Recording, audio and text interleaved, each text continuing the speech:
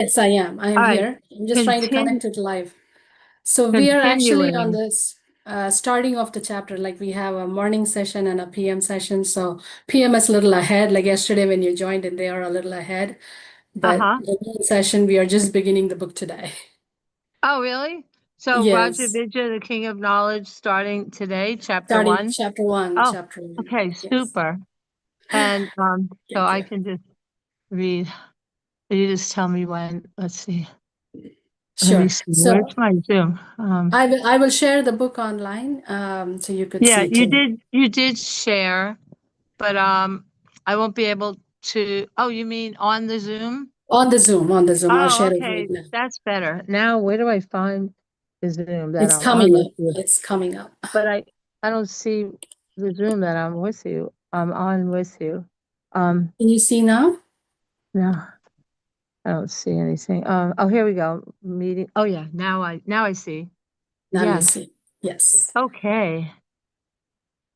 So thank you, dear Vaishnavis, for joining in for the noon reading session. We are very blessed to have Kamalini Prabhu with us as we start the new last book in our series of small books. That's RajaVidhya, the King of Knowledge. Let us welcome Kamalini Prabhu heartily with loud Haribols, Haribol, Haribol, Haribol. Haribol. Hi, Thank you so much for Haribol, joining me. Haribol. Haribol, Haribol. Haribol. Thank you, Kamalini Prabhu. We're so happy you're here with us today. Oh wow, thank you. Okay, so I just go right into it, right? Like Can we say all Prabhupada's Pranati, Kamalini yeah, Prabhu, yeah, and yeah. Okay, you can Nama ask us to read. You can ask us to take turns to read too. So whatever is easy. all right, you would like that? Sure, Okay. we can take turns Um, too, and you can speak in between. okay. Nama Om Vishnupadaya Krishna Pastaya Bhutale Srimate Bhaktivedanta Swami Niti Namane Namaste Saraswati Deve Gauravani Pacharane Nirvasesha Shunyavadi Paschatya Deshatarane Om Gana Timarandasya Gananjana Shalakaya Takshur Unmilitam Gena Tasmai Shri Gurave Namaha. This Rajavidya, the King of Knowledge, is my favorite little book. And after I was a devotee for 12 years, then there was a preaching center in Washington, D.C., but led by Mahamuni. And he asked me to give a class there for like their Sunday feast. I happened to be traveling there. And this is the very first lecture I ever gave after 12 years. I gave a lecture on this book and on Well, this verse. So I like it very much. All Jai, right, that's wonderful to hear from you on this special book. All right, chapter 1. Rajavidya, the King of Knowledge. Sri Bhagavan Uvacha Idam tu te guyatamam prabhaksham yanasuyave yanam vigyanam sahitam yajkatva mokshate shubat. The Supreme Lord said, My dear Arjuna, because you are never envious of me, I shall impart to you this most secret wisdom, knowing which you shall be relieved of the miseries of material existence. That is Bhagavad Gita, chapter 9, text 1. The opening words of the 9th chapter of the Bhagavad Gita indicate that the Supreme Person, a Supreme Godhead is speaking. Here, Sri Krishna is referred to as Bhagavan. Bhaga means opulences, and Van means one who possesses. We have some conception of God, but in the Vedic literature, there are definite descriptions and definitions of what it is meant by God. And what is meant is described in one word, Bhagavan.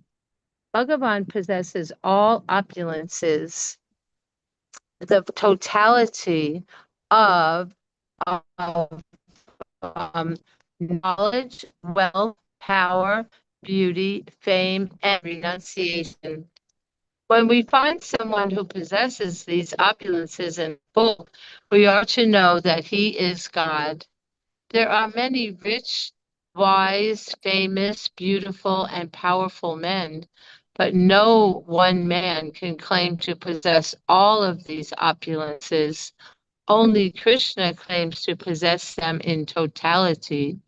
Bhoktaram yagitapasam sarvaloka maheshwaram suridam sarvabhutanam yatpa mam shantimrichtiti. A person in full consciousness of me, knowing me to be the ultimate beneficiary of all sacrifices and austerities, the supreme lord of all planets and demigods, and the benefactor and well-wisher of all living entities, attains peace from the pangs of material miseries. Bhagavad Gita 5:29. Here, Krishna proclaims that he is the enjoyer of all activities and the proprietor of all planets, Sarvaloka Maheshwaram. An individual may possess a large tract of land, and he may be proud of his ownership, but Krishna claims to possess all planetary systems.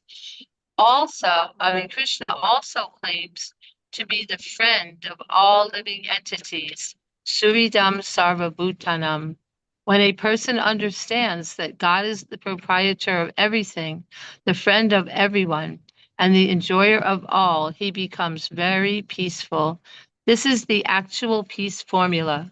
No one can have peace as long as he thinks, I am the proprietor. Who is capable of claiming proprietorship?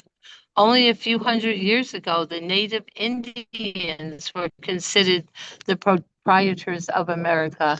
Today, we are in our today we are in our turn. Today, we in our turn are claiming that proprietorship.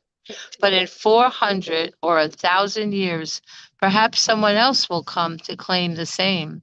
The land is here, and we come here and falsely claim ourselves to be proprietors of it. The philosophy of false proprietorship is not in line with Vedic injunctions. Sri Ishopanishad states that everything animate or inanimate that is within the universe is controlled and owned by the Lord. Ishavasyamidam sarvam. The truth of this statement is factual, but under illusion, we are thinking that we are the proprietors. In actuality, God owns everything, and therefore he is called the richest. So, I see. I said, oh my God, I think.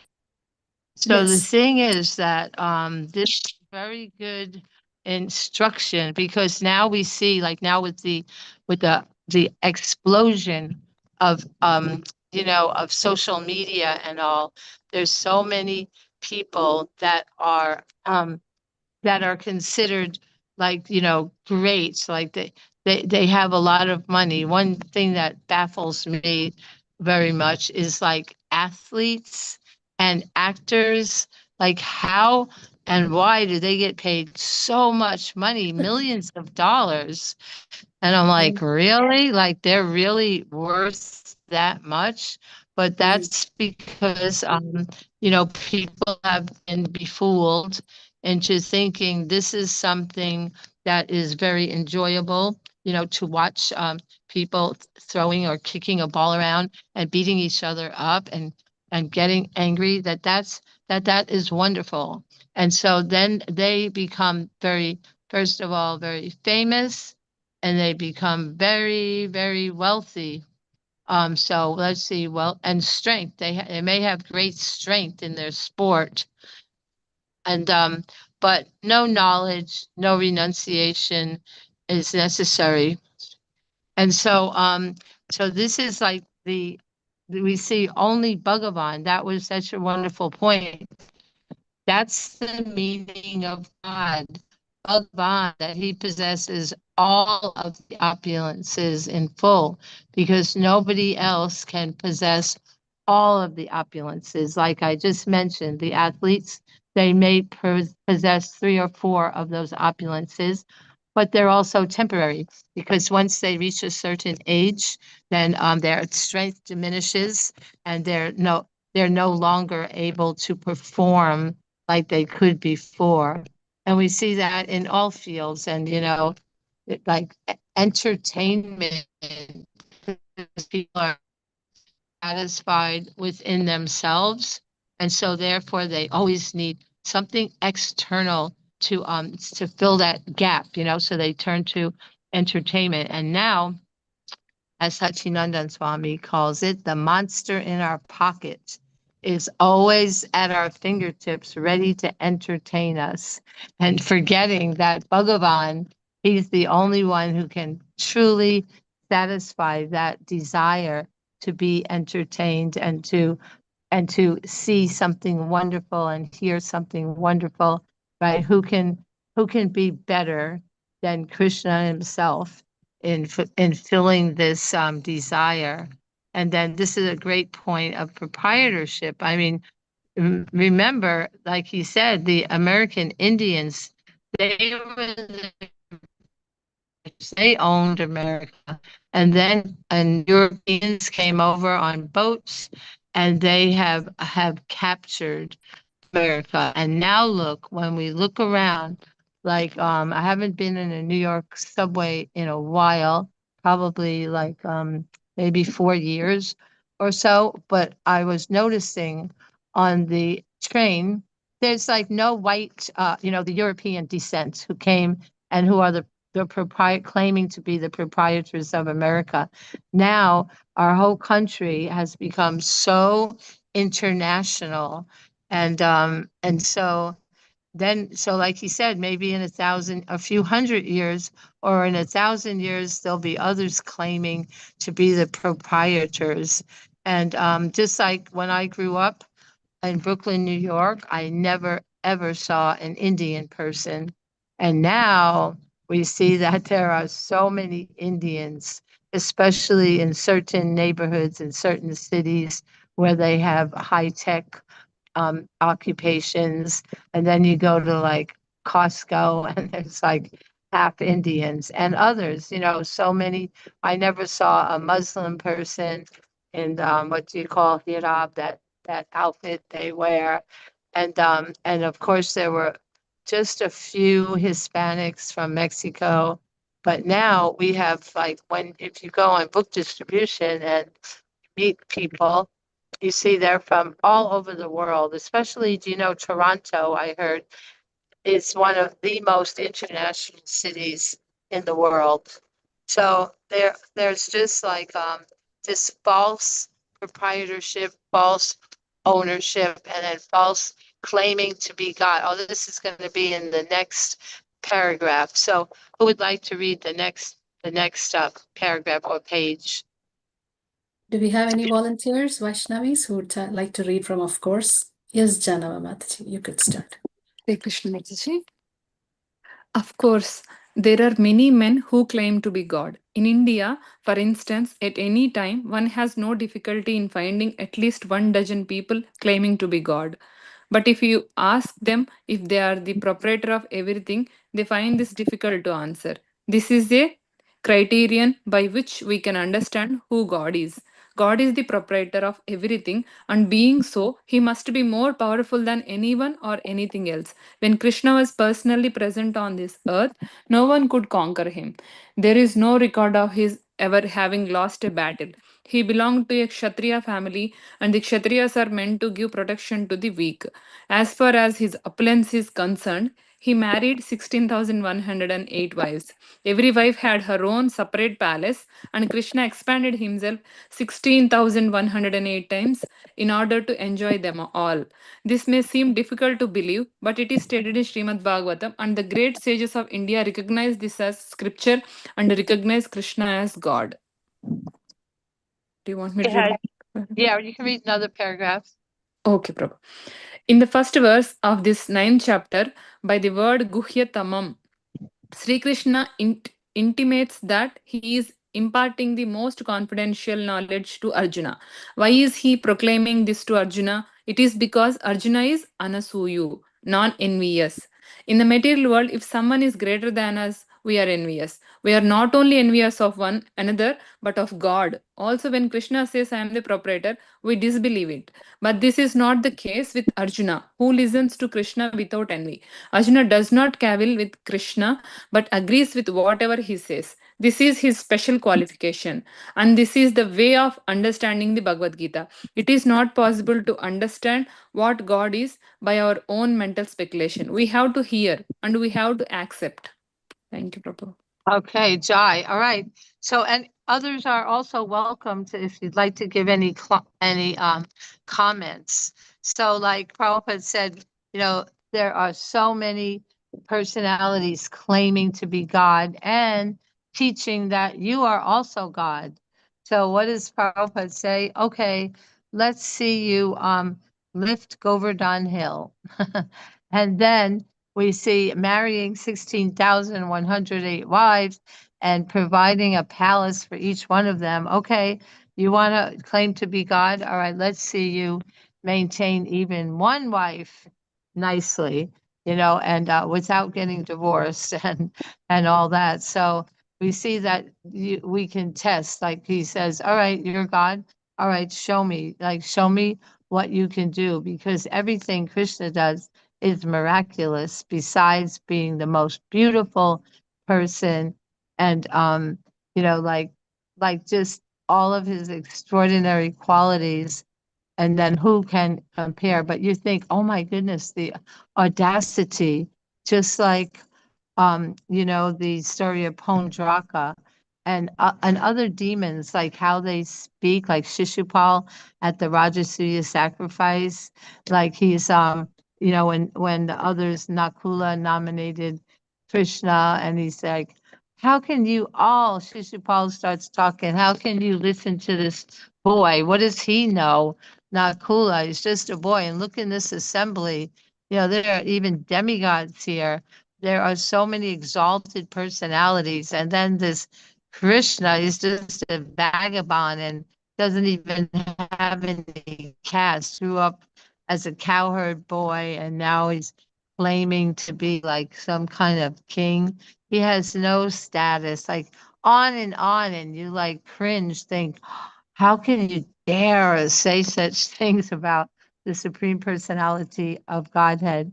And so due to why? Because envy, because it's stated here, because you're non-envious, therefore Krishna is, oh, that's the next paragraph too, but Krishna is revealing himself because of his non-enviousness. So I'll just read the next paragraph since I started. Kamalini Prabhu, I have a question. Is it okay to ask? Sure. So we are learning about non-enviousness and how it's directed because we are envious of Krishna, him being the Supreme Lord. But after becoming devotees, we have that knowledge that Krishna is the Supreme Lord, he is the possessor, he is the enjoyer. But still that envious nature kind of lingers, which manifests within devotees' relationships. And how can you give us some tips to help not to be envious among each other? Performing our services. It's very long term. We've been knows how many lifetimes out of the 8,400,000 species, how many lives we've been averse to Krishna. And so we can't expect that overnight it will go away. Like when we first become devotees, then we're like very rapidly developing saintly qualities, and we're generally appreciating all the other devotees and their saintly qualities. But then we become envious and we become jealous. And so the thing is, like, what I find, or we just don't like devotees, certain ones. So the thing that I find most helpful when I feel like that is to, first of all, first thing is that Krishna loves them, because Krishna loves everyone. So I thought, wow, if Krishna loves them, then they must not be that horrible. And or that he loves everyone, even like the criminals and even every single living entity in the animal species. he loves them. So I should at least, it's just like if somebody that we love, you know, like suppose anyone, a very good friend, and if your very good friend, they love someone else, then you're gonna like say, all right, well, they love them, so at least, I'll accept I'll accept them and all. And then the second thing, besides thinking of that, is that to meditate on their good qualities, like to be envious. We're talking about envy of Krishna, but also envy of others, especially Krishna's devotees, because I don't think that we're envious of non-devotees, because they, no matter how much wealth, strength, fame, beauty, knowledge, and renunciation they may possess, it's nothing that we would be envious of, because we only want pure devotion. So we may become envious of devotees who have, they actually, why are we envious? Because they possess qualities. For myself, I'm envious because they possess qualities that I wish that I had, and so I don't have them. So rather than, harbor that envy and ill feeling, to glorify them, and in our mind as well, think of, wow, they have so many good qualities, and that's why I'm envious. I wish I had those good qualities too. And that's what causes this enviousness too, because we don't have it. We want everything the best for ourselves, but then to realize, like we may have something they don't have, because everybody has certain qualities to offer to Lord Krishna, and even though it's little, like just now, like I always think, gosh, I wish I could speak. Like now, I feel like totally inadequate, and when I hear like a dynamite speaker, I'm like, God, I'm so lame, and I wish that I could speak like that. Or especially, what I really admire, minimalism. Like some people have so little possessions, and they're so satisfied with that, instead of having so much stuff, and clutter, and then of course, yeah, whatever it is, wealth, or even like a spouse, that their spouse, like their husband has all these qualities, or the men could think, oh, I wish my wife was like that, always wishing for something we don't have, rather than being satisfied with what we do have, and realizing that this is what Krishna gave me. I don't have, I have it in very minute quantity, whatever quality, but Krishna's given us qualities that we can use in his service. And so just to use them to the best of our ability, and realize there's always going to be so many people way better than us in every aspect, every kind of quality that there is. So that's some of my thoughts. But anyone else have any thoughts of, and of course by serving Krishna, we give up our envy, and we feel such joy serving him. And just like wealth, how he owns everything. So if he owns everything, let me offer back to him what's already his, and all. So is that helpful, or does anyone have anything they'd like to add to that? Any advice? I think I love to hear advice, giving up envy of the Lord. And it's subtle, like we may not realize that we're envious, of the Lord. I Because really we're like those so, points that you said uh-huh. about how Krishna loves the devotee, and how can I see good in them, to meditate on those. Those were very helpful points, Kamalini Prabhu. Thank you He so much. loves everyone, not even only devotees, everyone. He does. You think, gosh, how can he be like that? But yeah, okay. All right. So would someone like to read the next? Yes, Shyama Mataji. Okay, yeah, go ahead. Yeah. Shyama Mataji, would you like to start from, because Yeah. Arjuna is not envious? Yes, Mataji. Hare Krishna Mataji, Danvat pranams to Kamalini Mataji. Mataji, I met you in North Carolina and we both sat together. I had the opportunity to serve you the prasad. Oh, you were there at Rasa Chintamani? Yes, in Rasa Oh, Chintamani, yeah. nice. I'm sorry, where do you live? In Indianapolis. Oh, okay. Jai, thank you. Yeah. Nice meeting you. Nice meeting you too, Mataji. Because Arjuna is not envious, Krishna speaks this special knowledge to him. This is not only theoretical knowledge but practical knowledge. Vijnana Sahitam. Whatever knowledge we receive from the Bhagavad Gita should not be taken for sentimentality or fanaticism. The knowledge is both Gnana and Vijnana. Theoretical wisdom and scientific knowledge. If one becomes well versed in this knowledge, liberation is certain.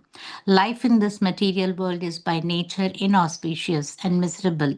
Moksha means liberation, and the promise is that by dint of understanding this knowledge, one will attain liberation from all miseries. It is important then to understand what Krishna says about this knowledge. राजविद्या राजगुह्यं पवित्रम् इदमुत्तमं प्रत्यक्षासवगमां धर्म्यं सुसुखं कर्तुमव्ययम्. This knowledge is the king of education, the most secret of all secrets. It is the purest knowledge, and because it gives direct perception of the self by realization, it is the perfection of religion. It is everlasting and it is joyfully performed. Should I continue, Mataji?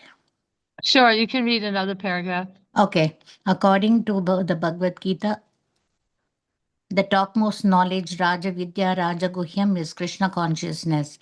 Because in the Bhagavad Gita, we find that the symptom of one who is actually in knowledge is that he has surrendered to Krishna. As long as we go on speculating about God but do not surrender, it is understood that we have not attained the perfection of knowledge. The perfection of knowledge is. Can I read that verse, Mataji? Bahunam janmanamante gnanavan mam prapadyate vasudeva sarvamiti sa mahatma sudurlabha. Hare Krishna. Thank you, Mataji. Jai, translation, after many births and deaths, he who is actually in knowledge surrenders unto me, knowing me to be the cause of all causes and all that is. Such a great soul. It's very rare. And so let's see, could I see the previous page? I wanted to ask, who among you, I guess it's hard to answer, but who has memorized this verse? This is a very important verse and very beautiful, and I love the way it flows. You know, can you go up a little bit more? Does everyone memorize this verse? If Yes, not, Mataji. please Yes. memorize it. And then next time you can recite it. I'll ask you if you memorized it next time I get to read. So RajaVidhya Rajaguyam Pavitram Idam Uttamam Prachakshabagamam Dharmyam Susukam Kartumavyayam. It's so beautiful that this knowledge is the king of education, the most secret of all secrets. It is the purest knowledge, and because it gives direct perception of the self by realization, it is the perfection of religion, it is everlasting, and it is joyfully performed. Because you see, nowadays, what do people think knowledge is? Knowledge means a bunch of facts and figures that you can cram into your head, you know, from a textbook or from reading something or from hearing from others. We think that's knowledge. But you see here, knowledge, what is it? It's direct perception of the self by realization. You know, just like the second verse of the Srimad Bhagavatam, you know, tells how this Bhagavad Purana, it propounds the highest truth, which is illusion distinguished from, which is knowledge rather, distinguished from illusion for the benefit of all, and it uproots the threefold miseries. So in the Bhagavad Gita also, we read how, not like later on, in I think 14th chapter, Krishna's telling me what's the qualities of knowledge. Like it's not stuff in your head that you have to pass the exam for.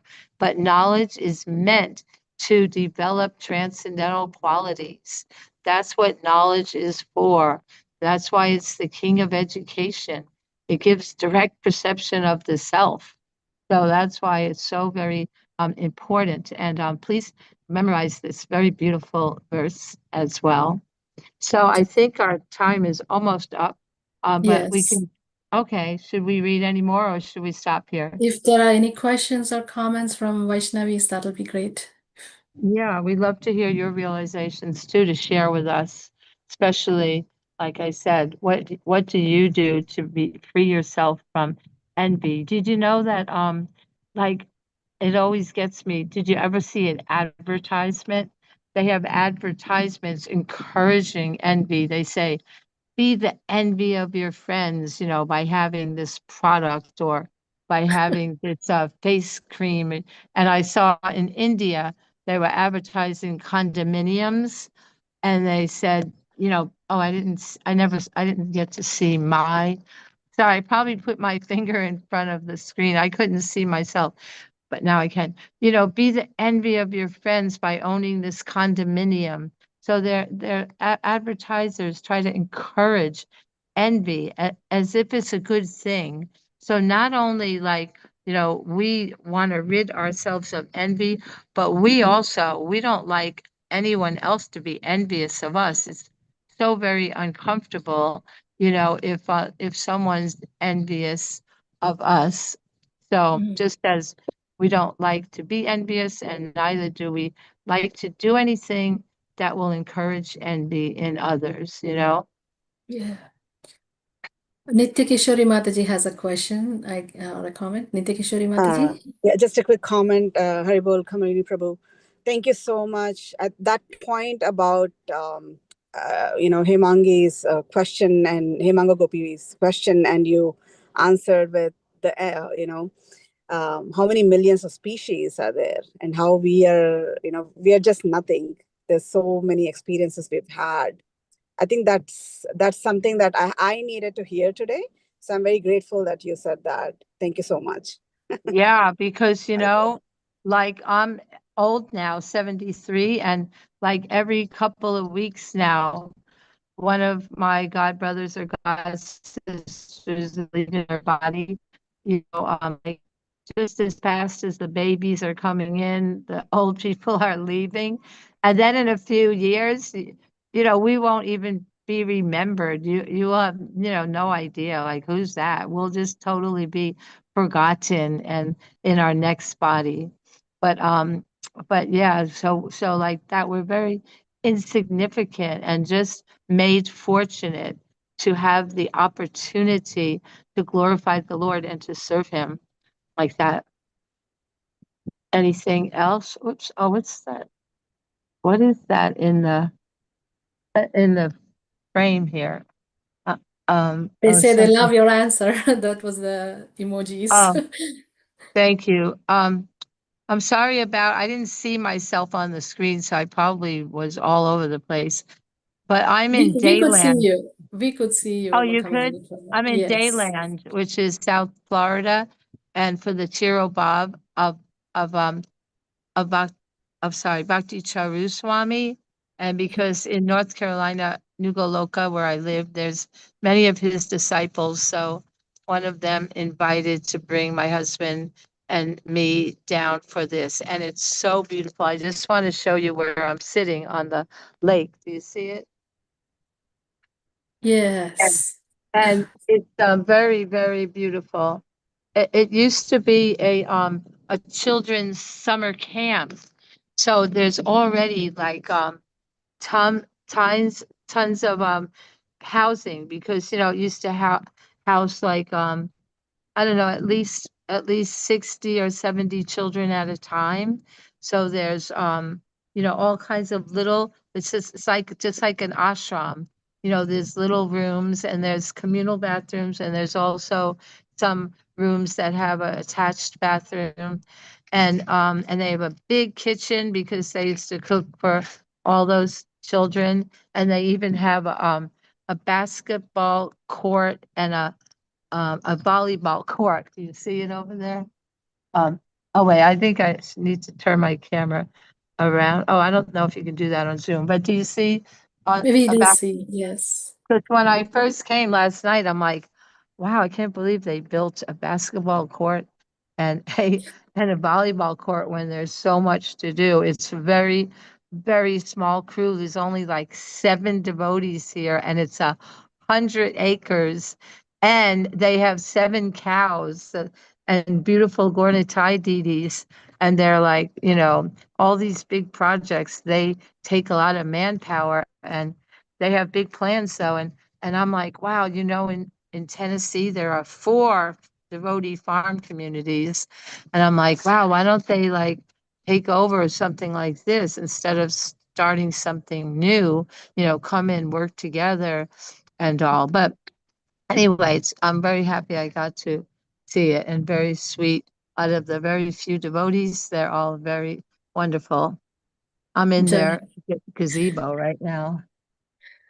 So This is so anyway, beautiful. thank you, and I hope you'll invite me again, Manga Yes, Gopi Prabhu. sure, Kamalini I Prabhu. We would love to hear appreciate. from you again. All right, so I guess we'll end now.